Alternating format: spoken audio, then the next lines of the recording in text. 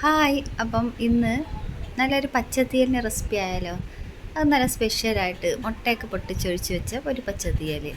അപ്പോൾ അതിന് വേണ്ടിയിട്ട് ഞാൻ നമ്മുടെ കയ്യിലുള്ള ഏത് പച്ചക്കറി വേണേലും എടുക്കാം കേട്ടോ.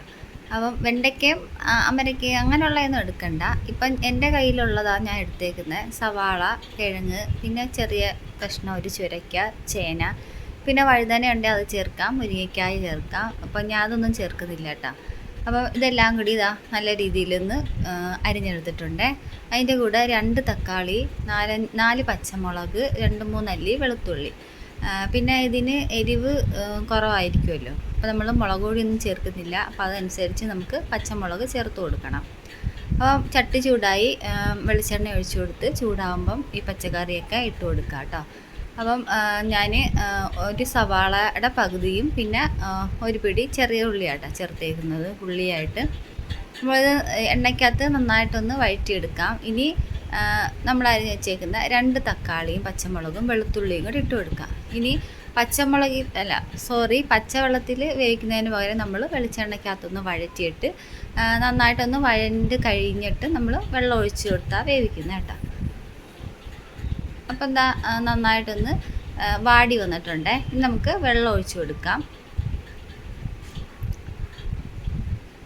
ഞാനിപ്പോൾ എന്താ ഇതുപോലെ ഒരുപാടങ്ങ് പൊങ്ങി നിൽക്കേണ്ട, ആവശ്യത്തിനുള്ള വെള്ളം ഇതുപോലെ നികക്കെ വെള്ളം ഒഴിച്ച് കൊടുത്താൽ മതി. ഇനിയിപ്പം ഇതിന് വേണ്ടുന്ന കുറച്ച് ഉപ്പും കൂടി ചേർത്ത് കൊടുക്കാം കേട്ടോ. ഉപ്പും കൂടെ ചേർത്തിട്ട് നന്നായിട്ടൊന്ന് മിക്സ് ചെയ്തിട്ട് നമുക്കിത് വേവുന്നിടം വരെ വെയിറ്റ് ചെയ്യാം. അപ്പോൾ ഇടയ്ക്കൊന്ന് അടി പിടിക്കാതെ ഒന്ന് ഇളക്കി കൊടുക്കണേ. മീഡിയം ഫ്ലെയിമിൽ ഇട്ടാൽ മതി. അപ്പോൾ ഇതാ ഒന്ന് വെന്തിട്ടില്ല, കുറച്ചും കൂടി ഒന്ന് വേവാനുണ്ട്. ഈ സമയം കൊണ്ട് നമുക്ക് അരപ്പ് റെഡിയാക്കി എടുക്കണം. അപ്പം ഒരു മിക്സിയുടെ ചെറിയ ജാർ എടുക്കുക. അതിനകത്തേക്ക് 1/2 കപ്പ് പച്ച തേങ്ങ ഇട്ട് കൊടുക്കണേ. മധുരമുള്ളയും ഉണക്കിയൊന്നും ഇട്ട് കൊടുക്കരുത്. അപ്പോൾ ഇനി 2-3 ചെറിയ ഉള്ളിയും അര സ്പൂണ് പെരുംജീരകം, പിന്നെ ഒരു 1/2 ടീസ്പൂണ് മഞ്ഞൾപ്പൊടി, പിന്നെ 1/2 ടീസ്പൂണ് മല്ലിപ്പൊടി കേട്ടോ. മല്ലിപ്പൊടി ശകലം മതി, കൂടി പോകണ്ട കേട്ടോ. അപ്പം ഇനി വെള്ളം ഒഴിച്ചിട്ട് നന്നായിട്ടൊന്ന് അരച്ചെടുക്കാം. അപ്പം നല്ല മഷി പോലെ അരച്ചെടുക്കണ്ട കേട്ടോ. മോരിനൊക്കെ അരയ്ക്കുന്ന പോലെ അരച്ചെടുക്കണ്ട, മീൻകറിക്കൊക്കെ അരയ്ക്കുന്ന പോലെ അരച്ചാൽ മതി.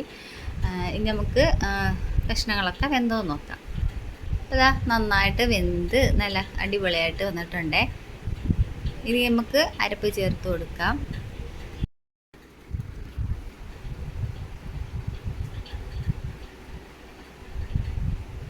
ഇനി നന്നായിട്ട് മിക്സ് ചെയ്ത ശേഷം ആവശ്യത്തിനുള്ള വെള്ളം ഒഴിച്ച് കൊടുക്കാം കേട്ടോ. ഒരുപാട് വെള്ളം അങ്ങ് ആവരുത്, കുറച്ച് വെള്ളം ഒഴിച്ച് കൊടുക്കാം. എന്നിട്ട് ഇത് ഒരുപാടങ്ങ് തിക്കായി പോവരുത്, വെള്ളം പോലെ ആയിപ്പോയത് കേട്ടോ. അതിൻ്റെ ഇടയിൽ നല്ല തീയലിൻ്റെ ഒരു പാകം ഉണ്ടല്ലോ, ആ ഒരു പാകത്തിന് വേണം നമ്മൾ വെള്ളം ഒഴിച്ച് കൊടുക്കാനായിട്ട്.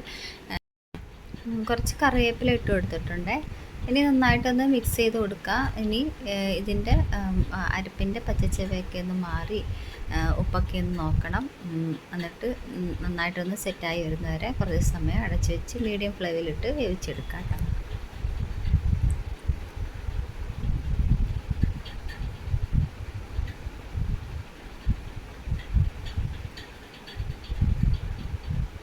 ഇനി ഇതാ ഇതിൻ്റെ ഉപ്പൊന്ന് നോക്കിയതാ. അപ്പോൾ ഉപ്പ് കുറവുണ്ടായിരുന്നു കേട്ടോ. അപ്പം കുറച്ച് ഉപ്പും കൂടി ഇട്ട് കൊടുക്കുവാന്ന്. അപ്പോൾ ഇത് ഈ പച്ചത്തീയൽ എനിക്ക് എൻ്റെ ഉമ്മ പണ്ടുണ്ടാക്കി തരുന്ന കേട്ടോ. എൻ്റെ വാപ്പാക്ക് ഇതുപോലെ പച്ചത്തീയൽ ഉണ്ടാക്കിയിട്ട് മുട്ട പൊട്ടിച്ചൊഴിച്ചിട്ട് ഇതുപോലെ വേവിച്ച് കൊടുക്കും കേട്ടോ. എനിക്ക് വാപ്പാക്ക് ഭയങ്കര ഇഷ്ടമാണ് അങ്ങനെയുള്ള കറി. അപ്പോൾ ഞാൻ ഇന്ന് ആ ഒരു ഓർമ്മയിൽ ചെയ്തതാട്ടോ ഈ കറി. അപ്പം നല്ല ടേസ്റ്റാണ്. ഇത് ചോറിന് മാത്രമല്ല കേട്ടോ. അപ്പോൾ നമ്മുടെ കറി അവിടെ റെഡി ആയിട്ടുണ്ട്. അപ്പോൾ നമ്മുടെ ചോറിന് മാത്രമല്ല, അപ്പത്തിന് ഇടിയപ്പത്തിനൊക്കെ അടിപൊളിയാട്ടോ ഇത്. നല്ല മണം വരുന്നുണ്ട് പെരുംജീരകത്തിൻ്റെയൊക്കെ. അപ്പം എന്താ കുറച്ച് കടുകും കൂടി പൊട്ടിച്ച് ഇട്ടിട്ടുണ്ട്.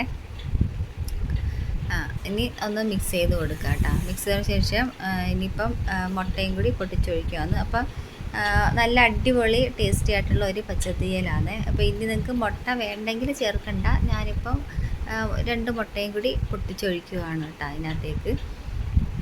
അപ്പം കുറച്ച് സമയം കൂടെ അടച്ച് വെച്ചാൽ ഈ മുട്ട വേകുന്നത് വരെ ഒന്ന് അടച്ച് വെക്കുവാന്ന്.